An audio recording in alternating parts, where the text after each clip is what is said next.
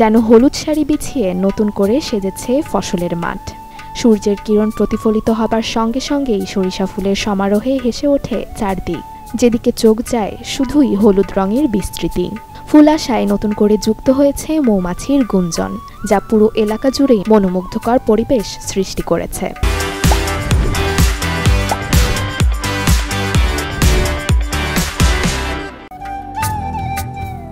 এমন নয়নাভিরাম দৃশ্য দেখতে ভিড় করছেন দূর দূরান্ত থেকে আসা দর্শনার্থীরা। আর সরিষার ভালো ফলন নিয়ে স্বপ্ন দেখছেন কৃষকরা।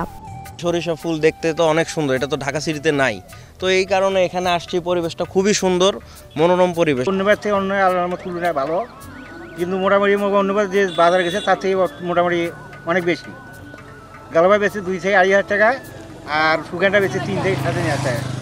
মোটামুটি আগের থেকে অনেক উন্নত ভালো আছে। গাইবান্ধা শহরের কাছে হওয়াতে এখানে গাইবান্ধা শহর থেকে প্রচুর মানুষ এখানে ঘুরতে আসছে। আমাদের নানার বাড়ি পলাশপাড়া বেড়াতে আসি। আমরা থাকি কিন্তু চট্টগ্রাম, কিন্তু এই সৌন্দর্যের টানে প্রতি বছর এখানে চলে আসি। চট্টগ্রাম থেকে শুধু সরিষার ফুল দেখার জন্য এখানে আসছে।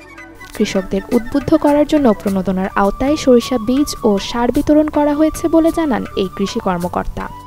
বর্তমানে কৃষককে আমরা উদ্বুদ্ধকরণের মাধ্যমে এবং প্রণোদনা এবং বিভিন্ন প্রকল্পের যে প্রদর্শনী, সেই প্রদর্শনীর মাধ্যমে আমরা বিভিন্ন উপকরণ সহায়তা এবং কৃষককে উদ্বুদ্ধ করার মাধ্যমে আমরা এই আবারটা অ্যাচিভমেন্ট করতে পারছি।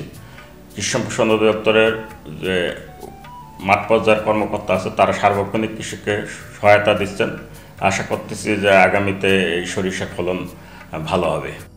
জেলায় এবছর সরিষা চাষের লক্ষ্যমাত্রা নির্ধারণ করা হয়েছে 18,215 হেক্টর।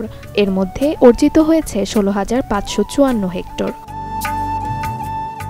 Desk report, channel 24।